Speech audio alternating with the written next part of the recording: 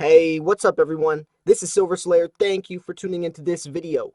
Now, there's two types of silver I do not buy. That's fractional silver and extremely heavy bars. Why is this? Well, let's go into fractional silver first. So, when these mints have to produce silver, they stamp all of the coins, all the silver. Even if it's generic, they stamp it. They have to put a stamp on it. And it costs money to stamp this. Now, 1 ounce coin, it keeps a fairly low premium because, it's 1 ounce of silver. But when it comes to fractionals, when you're making a 1 gram or a 10th ounce or a 4th ounce coin or round and you have to stamp it, they still have to get that money back. And it's an extremely small amount of silver. So fractional silver has extremely high premiums. So I recommend not purchasing fractional silver. The lowest I will buy are 1 ounce coins unless it's like a half-ounce lunar series that has some type of semi-numismatic value. That's an exception. But if it's just, an American Eagle or some generic silver, I stick to 1 ounces or higher. Also, when it comes to bars, usually I only buy 1 ounce bars. Usually when I'm buying bars, though, I'll buy 5 ounces.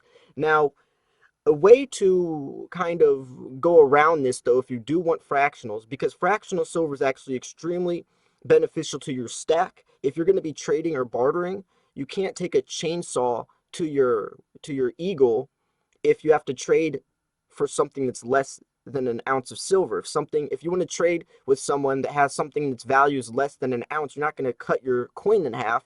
So fractionals do play an important role to barter with things that are less than an ounce. Now, how can you do this though?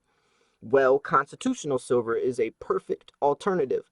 Constitutional silver is fractional silver, just like we use change every day, in our everyday world, but also for low premiums. And not only that, constitutional silver comes with many other benefits as well, as they don't make those coins anymore. So, it's definitely going to be bringing more of a numismatic value over time as they become more rare. It's also a government-backed coin, so it will allow your potential trader to trust that it's real because it's going to be a little harder to fake those compared to a generic or a poured bar. Also, it will bring another sense to your stack as far when it comes to longevity, and also when it comes to your stack being more diverse with the intention of appreciating over time. Fractional silver is definitely something that is beneficial. It's cheap.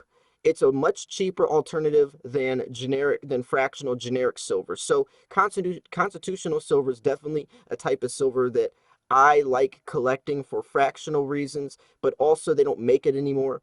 Also, there are various key dates. It's a piece of American history that it can appreciate over time. So that's definitely an alternative that I recommend if you are looking into fractional silver. Now, what about the heavier silver though? So this is also something I don't really purchase. When it comes to heavy silver, you have to think about your potential buyer. You want your stack to be as liquid as possible. So 1 ounce, 1 ounce, 5 ounce bars, that's a pretty good weight where most people will be able to afford that and you'll be able to trade with it without having, too much trouble trying to find a specific buyer. But when it comes to like the kilos and the several thousand ounce or several $1,000 bars, not several thousand ounce, but the several $1,000 bars or even several $100, then you're lowering your potential buyer ratio extremely, by a very dramatic amount. A lot of people won't be able to afford those bars, and you're cutting down the rate that you'll be able to get it off. Now, some instances you can't. This won't be a problem, like if you're selling back to APMEX or a big business. But if for your everyday person, a lot of people won't be able to afford those. And I want my stack to be as liquid, easily sellable as possible. So sticking to the 1 ounce to 10 ounces is an exception too to some extent. I do like 10-ounce bars. They feel really good in the hand. That's probably the highest I'll ever go is 10 ounces, but I like to keep it between the 1 and 5 ounce range when it comes to bars. When it comes to coins, I like 1 ounces. I mean, the 2 ounce Queens B series is an exception because that's a beautiful series that I have a lot of fun and I really enjoy collecting. But there's a couple of exceptions. But I definitely recommend when you are buying fractionals or buying heavier bars to figure out how you're going to be selling them, because selling is everything. If you aren't thinking about how you're going to be selling your silver, then you're already setting yourself up for failure. Selling your silver is more important than buying it. It's so easy to just buy on AppMex or go to your local coin shop and buy a bunch of silver. But selling is a completely different ball game. Selling your silver actually takes thought, and you can lose money. When you buy silver, you know you're buying it at spot price or whatever the retail value of that coin is from that bullion dealer, wherever you're purchasing from. But when you're selling, it's up to you how much money you get back. If you represent your coin badly, or if you're bad at bartering, or if someone else has a better price, and or maybe you don't have as attractive of a collection, or don't have the same eBay ratings, then your stack might not be as profitable as you wish or as someone else's. It's a competition when it comes to selling. There's plenty of silver to buy, but when it comes to selling, it's a much trickier, more prepared game that you have to really think about. A lot of people don't think about this, and you also have to think about where you're going to be selling it to. Some silver you might be selling to AppMex, some silver you might be selling to your local coin shop, some silver you might be selling on eBay. Some silver you might be holding off and bartering with, who knows? But the thing is you need to understand which types of silver is going where, because your local coin shop might give you the best prices for your junk silver, but eBay, you might be able to find the best premiums, the best prices to sell your pandas. If you go to your local coin shop to sell your pandas, he's probably only going to, pay you a couple dollars over spot. Where on eBay, you can probably get $8, $9, $10 over spot. So you definitely want to understand where your stack is going and how to sell it. Set standards for prices that you won't sell under. Say I'm going to go into this local coin shop. I'm going to be selling some American Eagles, and I'm not giving him anything uh, under $18, over spot or whatever the case is, or under spot. And that will allow you to not make an impulse decision making, panic selling mistakes that a lot of people fall victim to because it's in the heat of the moment. You're not really thinking it. You're a little intimidated because they can be very stern and they're professional barterers or hagglers, and you're not really in the same field of doing that, so they'll definitely take advantage of that. So practicing that also is very key as well. It sucks that these are some of the things that it comes to when you want to become, or when you want to gain the most profits from your coins, but it's definitely something you have to be prepared. Being prepared and being ready, thinking about it, is definitely going to take you a lot farther in your stacking journey and allow your stack to become more profitable, because at the end of the day, the whole purpose is to allow your stack to have as much appreciating value as possible.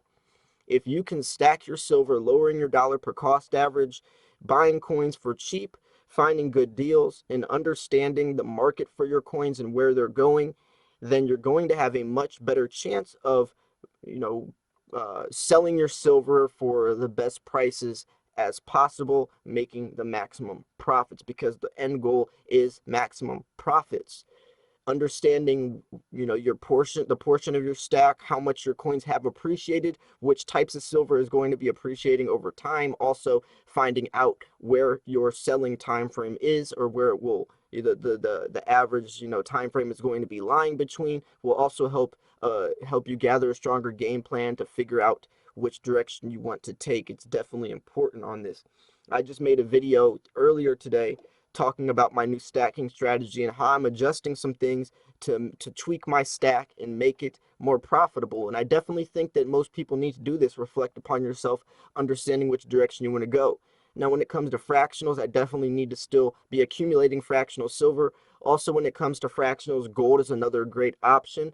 Gold, I do not accumulate anything over 1 ounce gold coins. Anything above that will also lower my potential buyer market. So I like to buy 1/10 ounce, 1/4 ounce, ½ ounce gold coins. 8 gram gold pandas are a perfect amount too, where it's not too pricey, but it still is cheap enough where I can easily sell them, because you want to make your stack as easily sellable, as liquid as possible. That's key, especially in SHTF situations. If you're a prepper, you're definitely in the market for that type of stuff. You want to fast, easily sellable, quick way to get cash if needed or to barter with your potential customer. Also, knowing your silver is real with government-backed coins. That's going to be the difference between life and death in some situations, or trading, getting stuff, essential survival things you need.